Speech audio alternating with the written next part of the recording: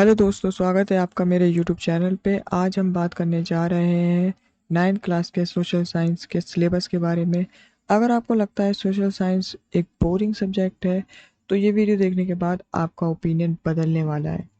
मैं आपको एकदम सिंपल और इजी लैंग्वेज में पूरा सिलेबस का ओवरव्यू दूंगा ताकि आपको एक क्लियर आइडिया मिल जाए कि क्या क्या पढ़ना है और क्या क्या नहीं पढ़ना है और कैसे कैसे हमें आगे बढ़ना है।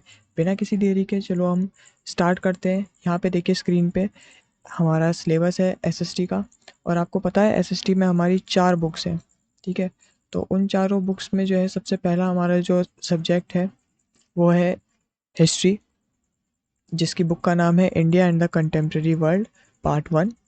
इसमें हमारा जो पहला चैप्टर है वो हमारा है द फ्रेंच रेवोल्यूशन।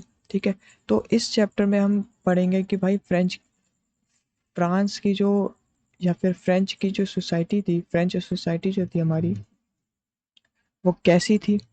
ठीक है, और ऐसा क्या हुआ कि फ्रांस में रेवोल्यूशन आया। ठीक है, तो ये हम पहले चैप्टर में पढ़ेंगे। दूसरा चैप्टर है हमारा socialism in Europe and the Russian revolution. तो इसमें हम पढ़ेंगे कि यूरोप में जो है सोशलिज्म कैसे फैला। ठीक है, और रशिया में ऐसा क्या हुआ जो कि रशिया में रेवोल्यूशन लाया।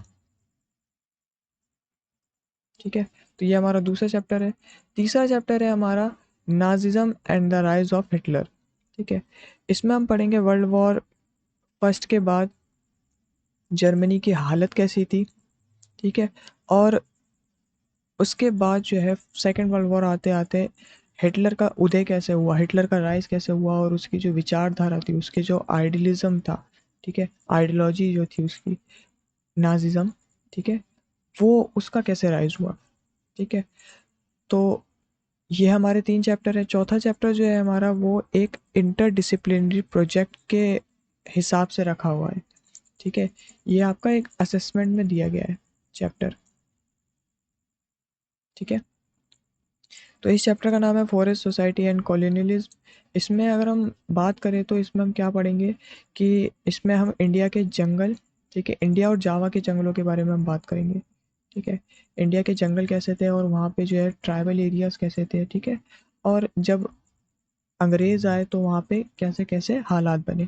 ठीक है, तो ये जो चैप्टर है हमारा आपका वो इंटरडिसिप्लिनरी प्रोजेक्ट में आता है, जैसे कि आपका यूटी में हो गया आपका। ठीक है, या फिर प्रोजेक्ट टाइप में स्कूल वाले दे देते हैं। ठीक है, फिफ्थ जो चैप्टर है वो हमारा पेट्रोलिस्ट इन द मॉडर्न वर्ल्ड। ये जो चैप्टर है वो आपका सिर्फ मिड टर्म एग्जाम में आएगा। ठीक है, ये आपका फाइनल ईयर में नहीं आने वाला है, फाइनल टर्म में ये एग्ज़ाम में ये चैप्टर नहीं आएगा। तो इन दोनों चैप्टर को आप एक तरीके से आप ऐसे समझे कि ये डिलीटेड चैप्टर है। ठीक है, यहाँ पे आप देखो, यहाँ पे अगर आप देखोगे तो 3 चैप्टर के 18 मार्क्स हैं, जो कि ये थ्योरी का है, और 2 मार्क्स आपके मैप की पॉइंटिंग के। ठीक है, आगे चलते हैं हम ज्योग्राफी में। तो ज्योग्राफी की जो हमारी बुक का नाम है वो है कंटेम्प्रेरी इंडिया पार्ट 1। इसमें हम पहला जो चैप्टर है वो पढ़ेंगे इंडिया साइज एंड लोकेशन। दूसरा है हमारा फिजिकल फीचर ऑफ इंडिया। ठीक है, इसमें हम पढ़ेंगे कि इंडिया के फिजिकल फीचर्स क्या क्या हैं। ठीक है, तीसरा है हमारा ड्रेनेज। चौथा है हमारा क्लाइमेट। ठीक है, इसमें जो हमारा चौथे चैप्टर में हमारे जो natural vegetation and wild life जो है ये आपका सिर्फ मैप में आएगा। ठीक है, तो इसमें हम ये जो टॉपिक्स हैं हमारे सिर्फ मैप के ही लिए पढ़ेंगे। फिर हमारा पांचवा चैप्टर आता है पॉपुलेशन। ठीक है, तो कुल मिला के जो हमारा जो चैप्टर्स हैं जो हमें पढ़ने हैं ज्योग्राफी में वो हमें 5 पढ़ने हैं। और पांचों चैप्टर को मिला के हमारे थ्योरी में 17 मार्क्स हैं और मैथ के लिए हमारे आएंगे 3 मार्क्स। ठीक है, तो आपको ही पता है कि हमारा जब एग्ज़ाम होता है, ठीक है, तो उसमें 5 नंबर के मैथ के क्वेश्चंस आते हैं। ठीक है, तो 2 मार्क्स आपके हिस्ट्री से हो गए। ठीक है, और 3 मार्क्स आपके ज्योग्राफी से हो गए। ठीक है, फिर आगे बढ़ते हैं हम पॉलिटिकल साइंस में। ठीक है, तो पॉलिटिकल साइंस की बुक का नाम है हमारा डेमोक्रेटिक पॉलिटिक्स पार्ट 1। इसमें हम अगर हम बात करें तो पहला चैप्टर है what is democracy and Y democracy. ठीक है, तो इसमें हम क्या पढ़ेंगे, इसमें हम पढ़ेंगे कि डेमोक्रेसी क्या होती है और डेमोक्रेसी की ज़रूरत हमें क्यों है। ठीक है, क्यों हमें डेमोक्रेसी की ज़रूरत है। तो ये चैप्टर हमारा पहला है। दूसरा चैप्टर है हमारा कॉन्स्टिट्यूशनल डिज़ाइन। तीसरा चैप्टर है हमारा इलेक्टोरल पॉलिटिक्स। इसमें हम पढ़ेंगे चुनावों के बारे में, ठीक है। चुनाव कहो या फिर आप कहो इलेक्शंस, एक ही बात है। इलेक्शंस के बारे में पढ़ेंगे हम, और वोटर्स के बारे में पढ़ेंगे हम। फिर हम पढ़ेंगे fourth chapter, institution, working of institution, ठीक है। तो ये जो चैप्टर है वो एक काफ़ी ज़्यादा इंटरेस्टिंग चैप्टर है। इसमें हम पढ़ेंगे कि गवर्नमेंट जो है उसको काम करने के लिए कौन कौन सी संस्थाओं की ज़रूरत होती है, ठीक है। क्योंकि गवर्नमेंट अकेला कुछ काम नहीं करती है, उसके पीछे बहुत सारी चीज़ें होती हैं, बहुत सारी संस्थाएं होती हैं, और वो मिल के जो है गवर्नमेंट का या फिर गवर्नमेंट की हेल्प करती है।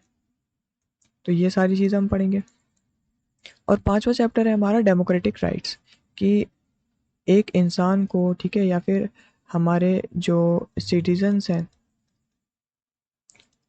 उनको कौन कौन से फंडामेंटल राइट्स मिले हुए हैं। ये सारी चीज़ें हम किस में पढ़ेंगे भाई? फिफ्थ चैप्टर में पढ़ेंगे। और इन सारों चैप्टरों को मिला के हमारे जो मार्क्स बनते हैं वो 20 मार्क्स बनते हैं, ठीक है। फिर लास्ट हमारा सब्जेक्ट आता है इकोनॉमिक्स। तो इकोनॉमिक्स में जो पहला चैप्टर है वो एक तरीके से डिलीटेड ही है, ठीक है। ये सिर्फ आपका किस में आएगा? मिड टर्म में आएगा। ऑलराइट। तो पहला चैप्टर का नाम है हमारा the story of village Palampur.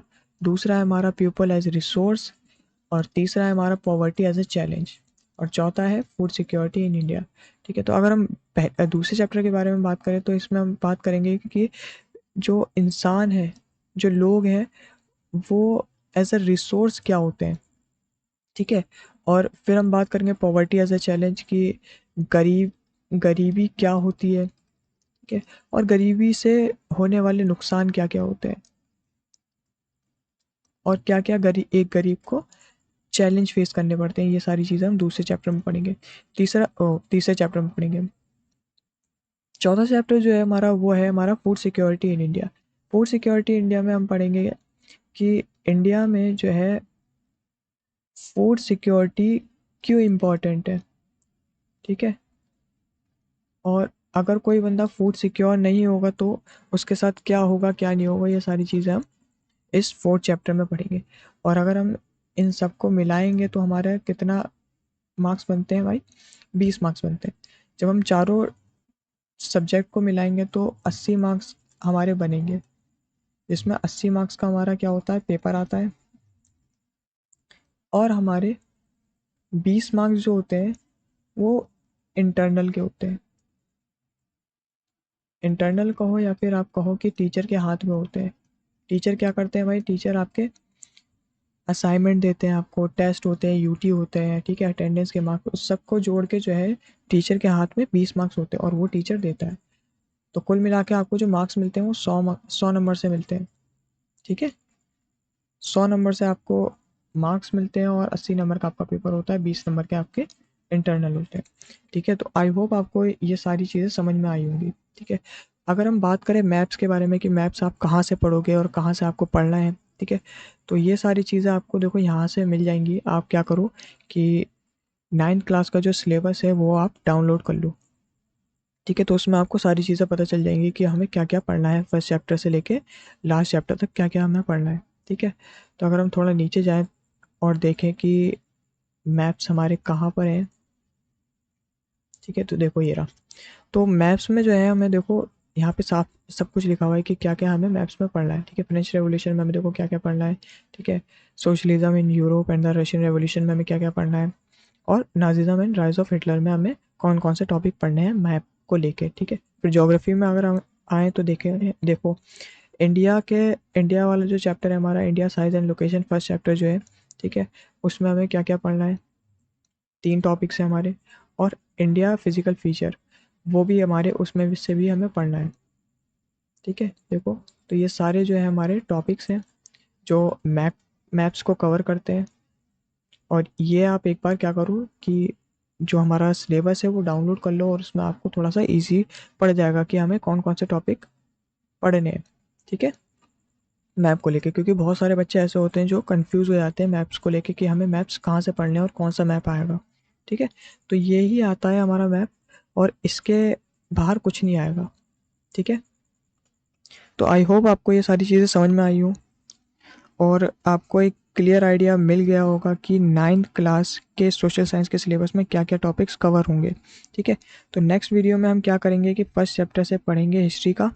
और अगर आपको ये वीडियो हेल्पफुल लगा हो तो एक लाइक ज़रूर करना, चैनल को सब्सक्राइब करना और बेल आइकन दबाना मत भूलना, ताकि अगली वीडियोस की नोटिफिकेशन आपको तुरंत मिल जाए। ठीक है, तो मिलते हैं नेक्स्ट वीडियो में नए चैप्टर के साथ, तब तक के लिए बाय बाय।